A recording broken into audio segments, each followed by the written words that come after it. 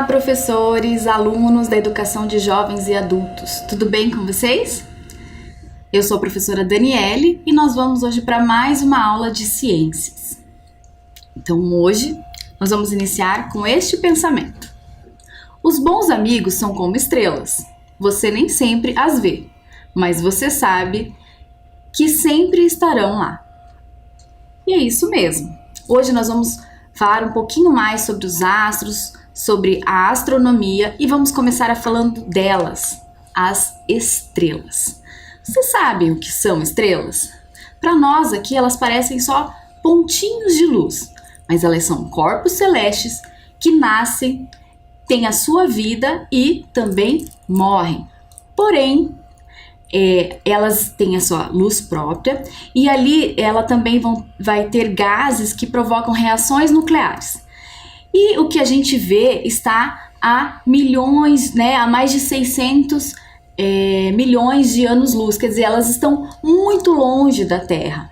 E elas se mantêm sem explodir graças à gravidade. Então, a gravidade é que controla a durabilidade das estrelas.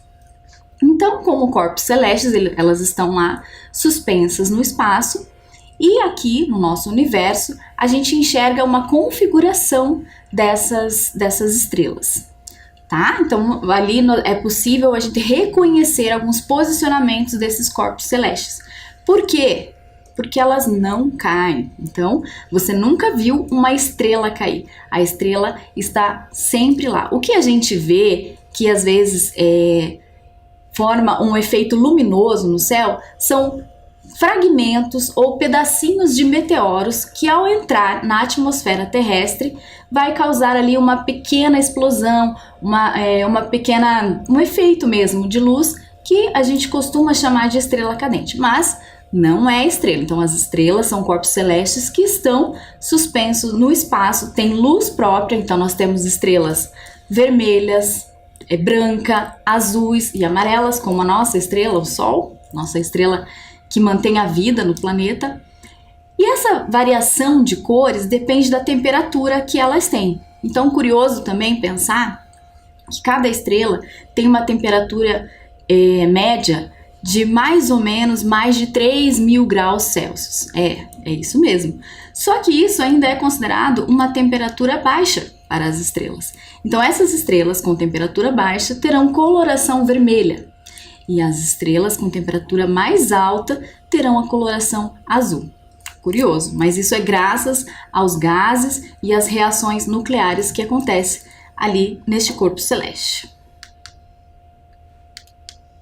Então, um conjunto de estrelas vão formar uma constelação. Então, as constelações estão também ali como se fosse sobre o nosso globo terrestre, e por isso ela foi usada ao longo da história, ao longo do desenvolvimento da humanidade, como um objeto de localização. Então, devido ao movimento da Terra, devido à claridade que o Sol também emite no nosso planeta, a gente consegue identificar algumas constelações. E uma constelação muito importante é o Cruzeiro do Sul. O Cruzeiro do Sul é uma constelação de registros de povos muito antigos.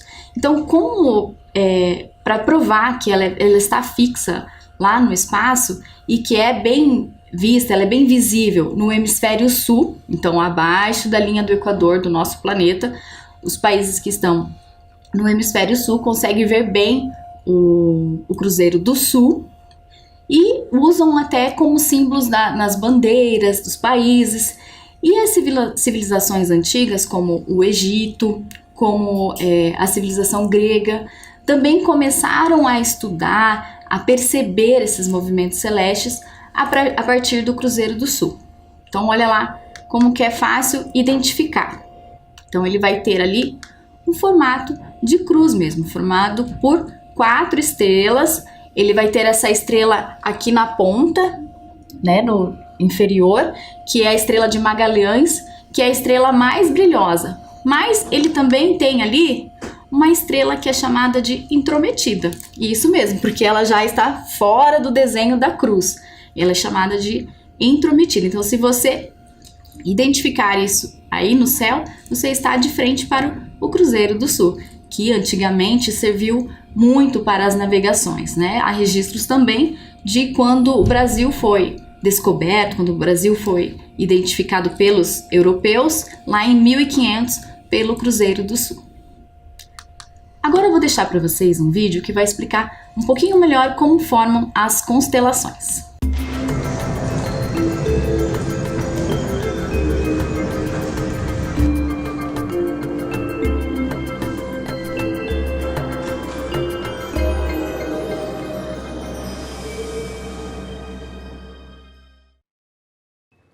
Constelações são representações culturais imaginadas no céu usando alinhamentos de estrelas, regiões escuras ou claras da Via Láctea ou ainda qualquer outra forma de associação com mitos que resultem em imagens significativas simbolizadas no firmamento. Nós vamos fazer um passeio por uma parte do céu, vendo algumas das 20 estrelas mais brilhantes e suas respectivas constelações. Um convite para a contemplação do céu estrelado. Vamos começar pela estrela mais brilhante da noite, Sírius. Essa estrela é a alfa da constelação do Cão Maior, o que significa que é a estrela mais brilhante também dessa constelação. Sua luz demora mais de 8 anos e meio para chegar até nós. Ela tem uma companheira que é uma anã branca. Isto é, Sírius é uma estrela dupla, como é muito comum no céu. Nesse caso, as estrelas giram em torno de um centro de gravidade comum. O conjunto pode ser visto no céu logo após o pôr do sol, na direção do poente na primeira quinzena do mês de junho, em praticamente todo o território nacional. Um pouco mais para o sul, há uma grande embarcação que ocupa uma região tão ampla que foi dividida em carina ou carenagem desse navio mítico, vela, como o nome indica, e pupis, a popa. A estrela em destaque é Canopus, a segunda estrela mais brilhante do céu.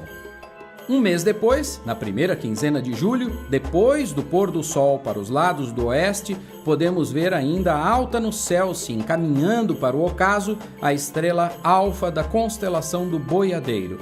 Trata-se de Arcturus, uma estrela com a cor branca e leve tonalidade tendendo para o amarelo. É a terceira estrela em ordem de brilho no céu noturno. Na primeira quinzena de setembro, estão se encaminhando para o ocaso, depois do pôr do sol, a estrela Vega da constelação da Lira, a quinta estrela em brilho no céu, a estrela Deneb, que é a alfa da constelação do Cisne, e a 19ª mais brilhante do céu, e um pouco mais acima da região onde estão essas duas estrelas, a estrela Altair, que é a 12ª estrela em brilho no céu. Elas aparecem formando um triângulo que caracteriza a primavera aqui no hemisfério sul, e com elas é possível identificar estas 3 constelações.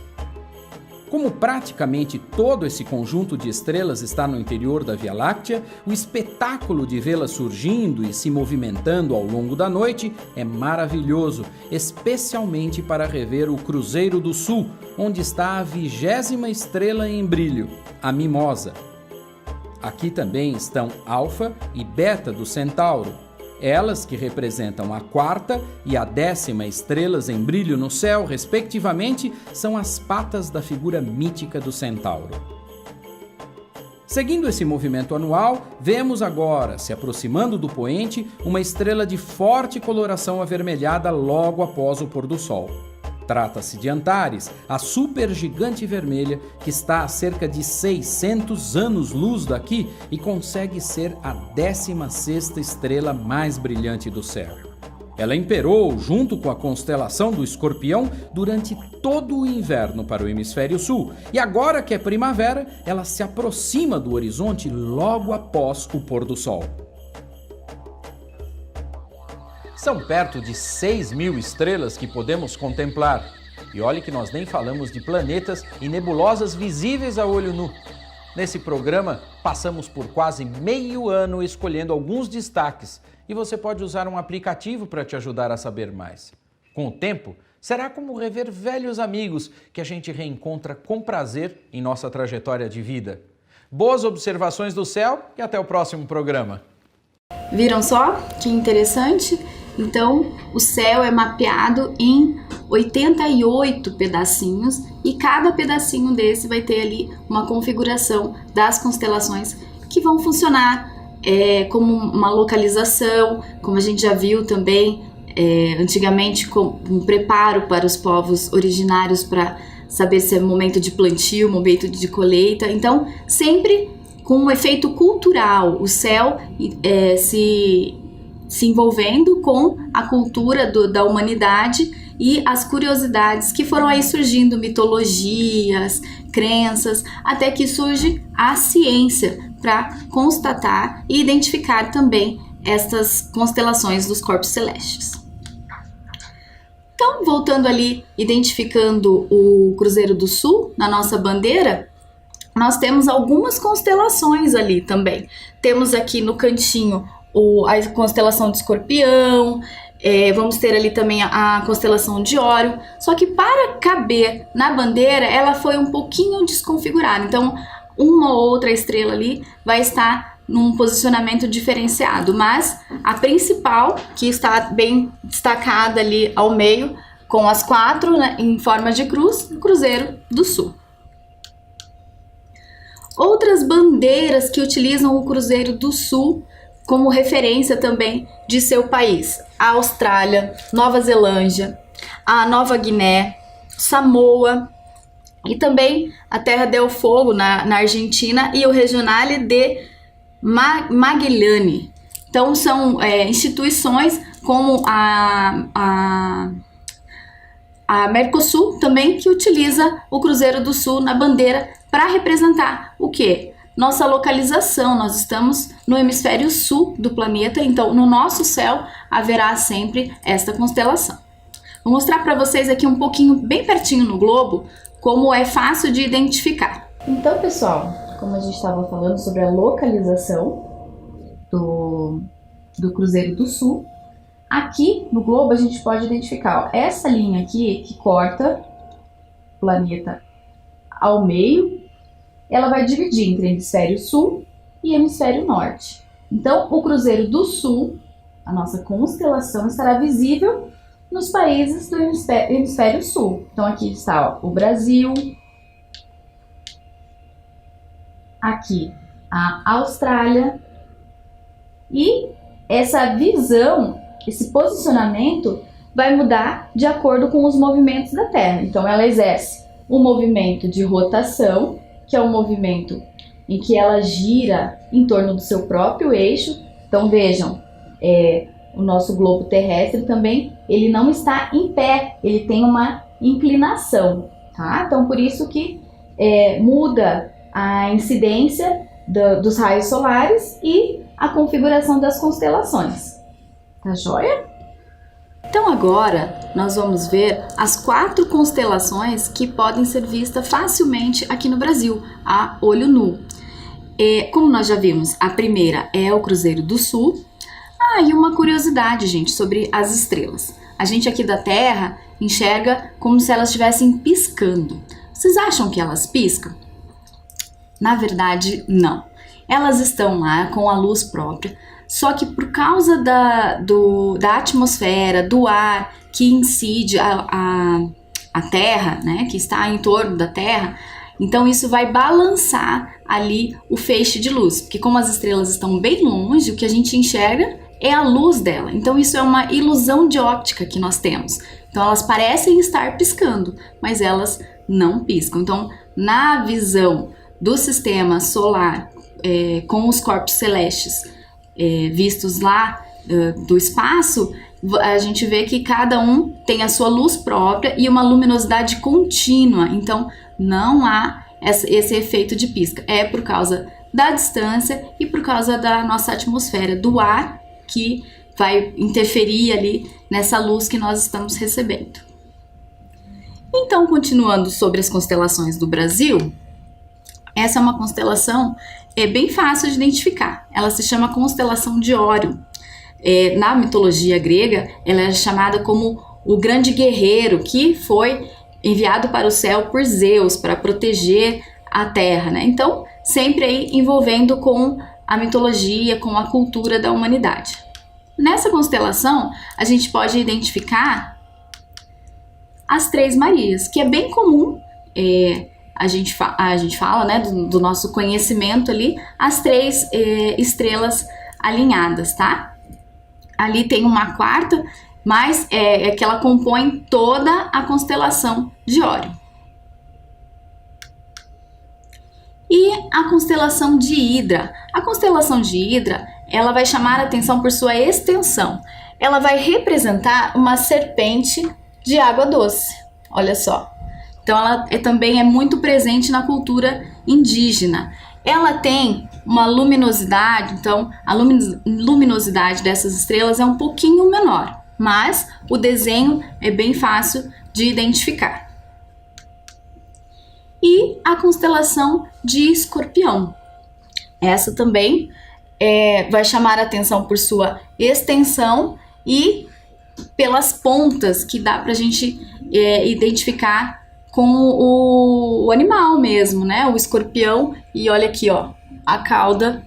Então também uma constelação identificada muito antigamente pelos povos persas, egípcios, que utilizavam para se localizar e para se programar com relação aos eventos da comunidade, da sociedade, tá certo? Então acho que agora ficou fácil para vocês olharem para o céu, observar uma noite estrelada e registrar lá no seu caderno. Lembram dessa atividade? Eu vou deixar mais uma vez aí para vocês anotarem, coloquem hoje lá a data, aula de ciências e a gente volta daqui a pouco.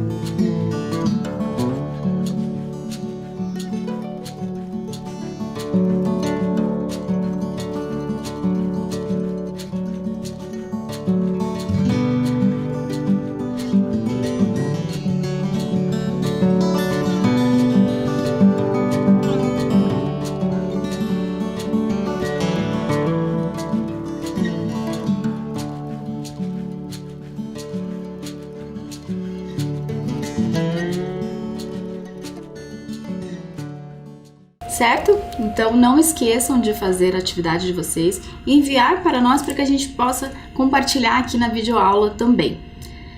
Então, continuando, todo esse processo de identificação das constelações e as mudanças de estações estão ligadas ao movimento da Terra.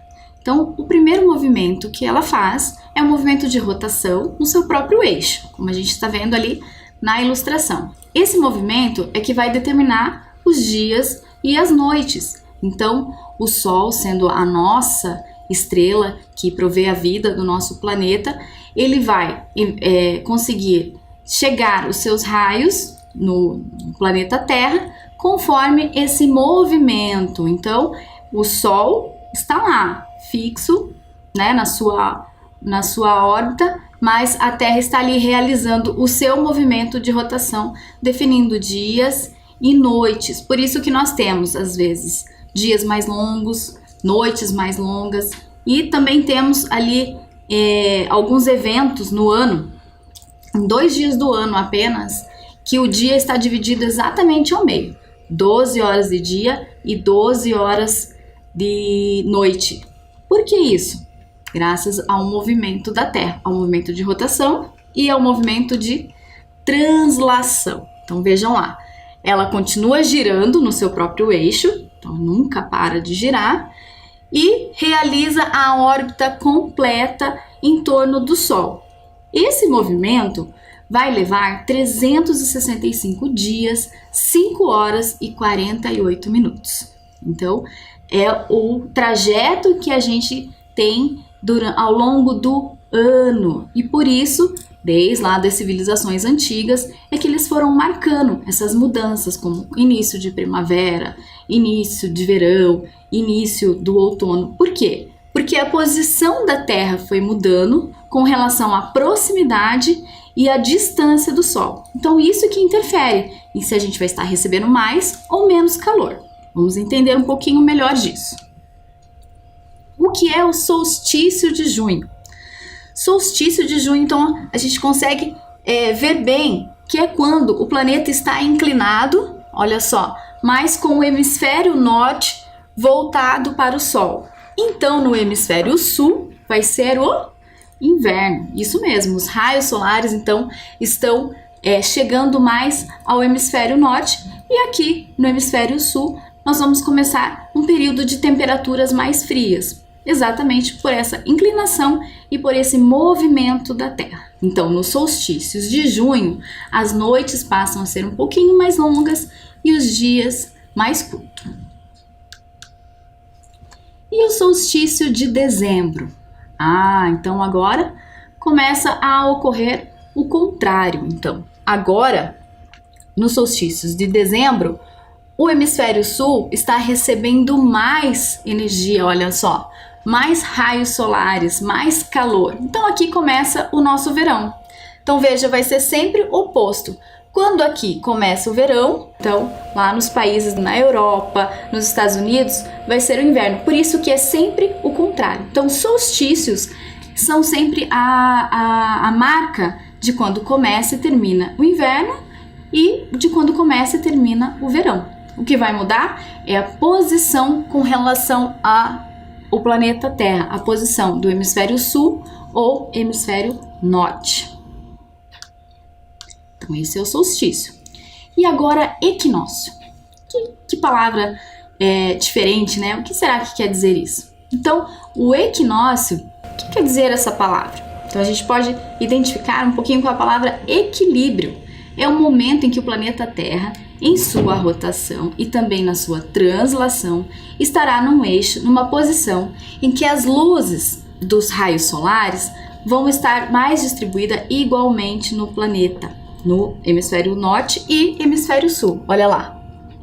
Então, o equinócio de março, aqui para nós do hemisfério sul, vai marcar o início do nosso outono. Lá no hemisfério norte, na Europa, nos Estados Unidos, no Canadá, será o início da primavera, certo? E o equinócio de setembro, então agora o contrário. Então vejam como é claro esse movimento da Terra mesmo, né? O movimento e a inclinação. Por que que quando aqui nós estamos no verão, lá nos Estados Unidos eles estão no inverno? Exatamente por isso, porque há uma inclinação, há um movimento da Terra. E o equinócio de setembro vai marcar então aqui no hemisfério sul o início da nossa primavera. Então lembrando lá nossas 4 estações. Nós temos o verão, o outono, inverno e primavera, certo? Então, lembrando, para a gente não esquecer, solstícios vai ser sempre o início do inverno e verão, onde as temperaturas são bem diferentes. Ou o planeta está mais inclinado para baixo ou mais inclinado para cima. No caso do solstício de junho, que seria o solstício de inverno, é quando a gente recebe menos calor do Sol. Então, por isso as temperaturas baixam. No solstício de dezembro, o planeta começa a receber mais calor do Sol. Então, é onde começa o nosso verão. E equinócio é onde está mais ou menos em equilíbrio, ela já está inclinada de forma que o Sol consegue, os raios do Sol chegam na Terra de forma mais igual, tanto no hemisfério sul como o hemisfério norte, ok? Então as temperaturas são mais amenas, aí a gente tem a primavera e o outono. Então tudo isso demonstra também um movimento aparente do Sol. Então lá, antigamente, quando não se sabia desses movimentos da Terra, acreditava que quem girava em volta da Terra era o Sol. Então, aqui da Terra, a gente enxerga assim, olha só. Temos a impressão de que o Sol está se movimentando. Nasce no leste, ao meio-dia está bem no centro, e ao pôr do Sol, final da tarde, ele está no oeste. Mas isso é porque a Terra está em movimento, está girando. Uma maneira fácil de confirmar isso é através do gnomon. Gnomon é uma haste vertical que possibilita a projeção da sombra. Ele é considerado o primeiro instrumento utilizado para indicar a passagem do tempo. Então nós temos aqui o pai do relógio, isso mesmo. As civilizações antigas também usavam este instrumento para se localizar no tempo durante o dia. Olha só como é que fica a marcação da sombra. Você também pode fazer esse experimento em casa, se tiver um cabo de vassoura ou uma haste que consiga ficar fixada ali num ponto, você vai observar ao longo do dia. Olha só, no amanhecer, a sombra vai estar no lado oposto aqui do leste, que é onde o Sol nasceu. Ao meio-dia vai estar sombra e haste bem no mesmo local. E ao entardecer, do lado oeste, ok? E vejam só, isso há muitos anos atrás, desde o início das civilizações, o homem está estudando e tentando descobrir coisas sobre o espaço. Hoje, com o avanço da ciência e da tecnologia, há pouco tempo, inclusive em 2018, foi lançada a primeira sonda solar. Já imaginaram enviar uma sonda, uma nave espacial para o Sol? Para a gente ter uma ideia da imensidão do Sol, o Sol é considerado uma estrela pequena no nosso sistema solar. Então, quer dizer, existem estrelas muito maiores. Mesmo ele sendo uma estrela pequena, ele tem um diâmetro de mais de 1 milhão de quilômetros. Ou seja, caberia 1 bilhão de planetas Terra dentro do Sol. Então, assim, é uma imensidão mesmo. Por isso, tanta curiosidade, tanto estudo sobre o espaço. Vou deixar para vocês um vídeo que vai explicar um pouquinho sobre essa missão da sonda solar. Apesar de ser a fonte da vida, ele também pode ser mortal, devorando tudo o que entra em seu reino e que esteja muito próximo dele. No Nature, nessa quarta-feira, cientistas revelaram novas descobertas que podem reescrever a maneira como entendemos o nascimento, evolução e morte de uma estrela.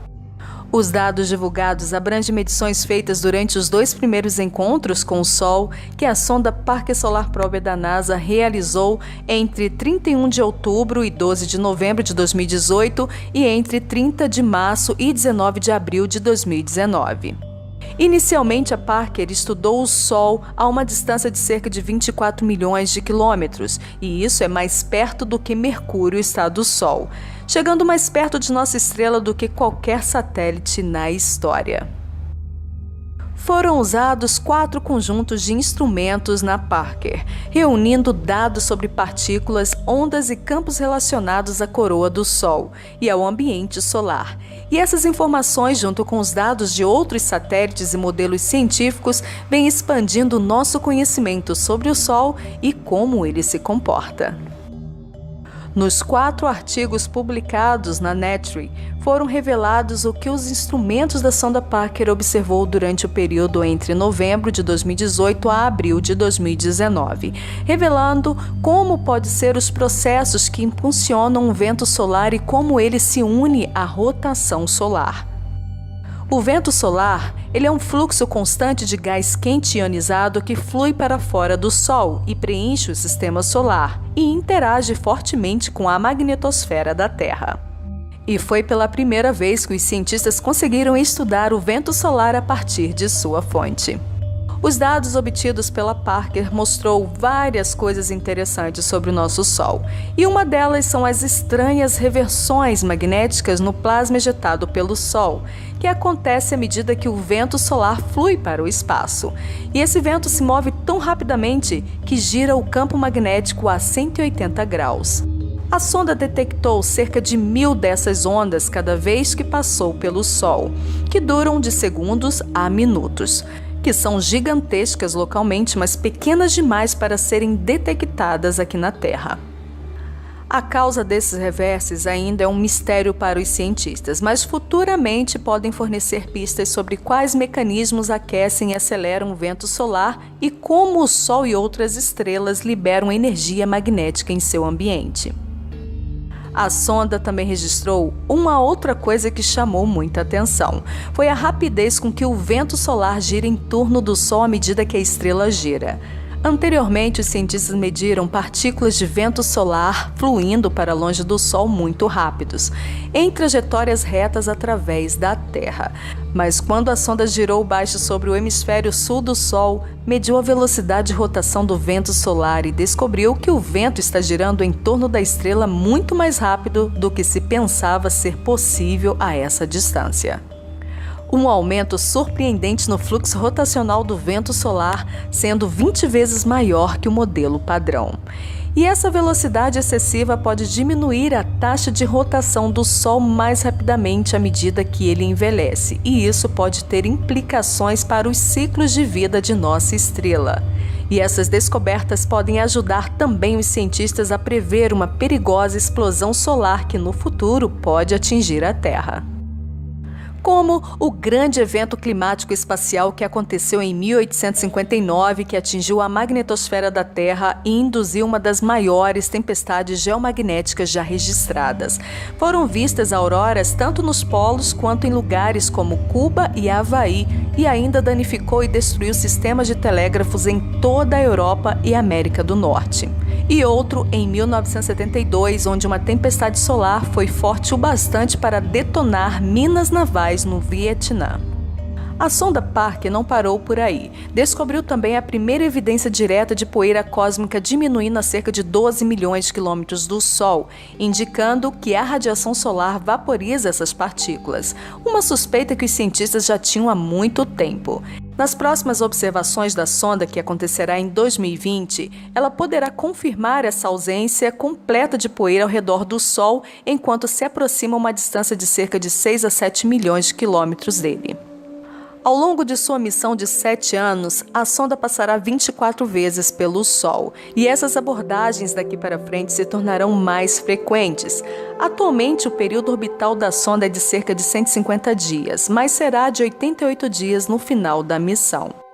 As atividades da sonda continuarão nos próximos 5 anos até 2025 e serão cruciais para entender as complexidades da coroa solar, sua superfície, como o vento solar é expelido para o espaço e as maneiras como isso afeta o nosso planeta e o resto do sistema solar. E ao desvendar tudo isso, os cientistas poderão no futuro proteger melhor nossos satélites, astronautas no espaço que estão na ISS e em futuras missões humanas para a Lua e Marte. Os instrumentos da sonda Parker mediram pela primeira vez vários pequenos eventos que não poderiam ser detectados aqui na Terra, mas que são extremamente importantes para a compreensão da nossa estrela. A evolução da tecnologia e da engenharia vem nos possibilitando obter informações dos objetos no nosso sistema solar e do universo. A robótica faz o que nunca poderíamos fazer como seres humanos. Chegar tão perto do Sol é sem dúvida uma prova disso. Então, viram que interessante? É uma missão que deu muito trabalho, eles tiveram que desenvolver equipamentos específicos e aí foram surgindo descobertas inesperadas, como a temperatura do vento solar. Já imaginaram que nós temos vento solar no espaço, a coroa solar e as ondas magnéticas que o Sol emite. Então foi comprovado que em 1972 essas ondas magnéticas aqui na Terra foram capazes de acionar minas lá no Vietnã. Então, devido às ondas magnéticas do Sol, quando acontece um evento no Sol, ou uma pequena explosão, como a gente viu, é uma estrela que aquece muito, então acontece ali alguns episódios que vão refletir aqui no planeta Terra. Então, os cientistas, os astronautas estão de olho nisso, o que pode acontecer, qual é a vida útil, mas a gente não precisa se preocupar com isso. A vida útil de uma estrela é em torno de 5 bilhões de anos, então é algo a ser estudado, desvendado e tudo mais. Já temos esses dados que não nos causam muitas preocupações, tá?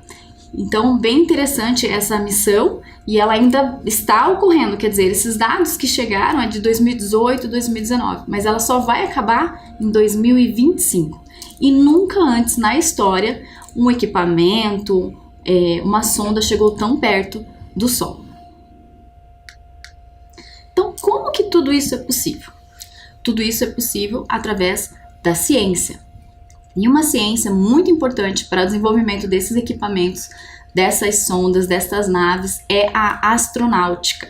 Então, a astronáutica é a ciência que se ocupa com máquinas projetadas para operarem fora da atmosfera terrestre, sejam elas tripuladas ou não tripuladas. É a ciência e a tecnologia do voo espacial. Então, ali a gente tem uma foto da estação espacial, a ISS, International Space Station, que é uma sigla americana, pois os Estados Unidos é o país que mais investiu, é o país que tem a maior parte, inclusive, dessa estação. E lá os astronautas estão observando esses estudos, essa sonda solar, os voos, as naves. Então, tudo isso que vai trazendo informações para a gente e confirmando coisas que a gente já conhecia, né? Olha só, então a era espacial começou em 1957, quando a União Soviética lançou o Sputnik 1, o primeiro satélite oficial do mundo. Então, lá em 1957, ocorreu a Guerra Fria. Então, a União Soviética, a Rússia, disputando com os Estados Unidos quem é que conquistava o espaço primeiro. E essa disputa foi desenvolvendo aí as máquinas e os equipamentos que hoje possibilitam que essa estação esteja aí ainda.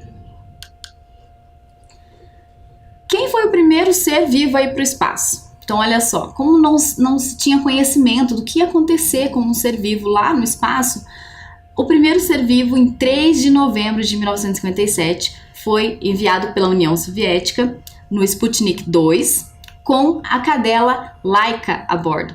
Laika foi o primeiro animal a orbitar a Terra. Então vejam que interessante. E ela voltou bem e trazendo ali as informações da viagem espacial. No dia 12 de abril de 1961, a União Soviética colocou em órbita a nave Vostok 1, com o cosmonauta Yuri Gagarin a bordo, que se tornou o primeiro homem a ir ao espaço. Então ele foi ao espaço. Essa viagem durou apenas 1 hora e 48 minutos, mas foi suficiente para mostrar o quanto o espaço é incrível e quanto a gente tinha a explorar. Olha lá a imagem do Yuri Gagarin. Então, um homem baixinho, de 1,57 m, e ficou 1 hora e 48 minutos na órbita da Terra. E olha só a foto. Essa é uma foto representando a imagem que ele teve quando estava lá na órbita. Então, a Terra é azul, o céu é muito escuro, tudo é visto de forma muito clara. E a grande missão que, enfim, pousou em um corpo celeste no espaço é a Apollo. Então, olha só, Apollo 11, porque várias outras tentativas já tinham sido feitas com antecedência. Olha só, o programa Apollo, realizado pela NASA, tinha por objetivo fazer pesquisas na Lua. As 4 primeiras fizeram apenas testes com módulos de espaçonaves e orbitaram em torno da Lua, e foi só na missão 11 que os astronautas efetivamente pousaram na Lua. Então, nessa guerra, quem pousou foi os Estados Unidos primeiramente. E esse foi a grande mensagem que eles enviaram para a Terra. Um pequeno passo para o homem, mas um gigantesco para a humanidade. Neil Armstrong, o primeiro homem a pisar na Lua. E hoje a gente encerra aqui a nossa aula. Agradeço a todos e até a próxima.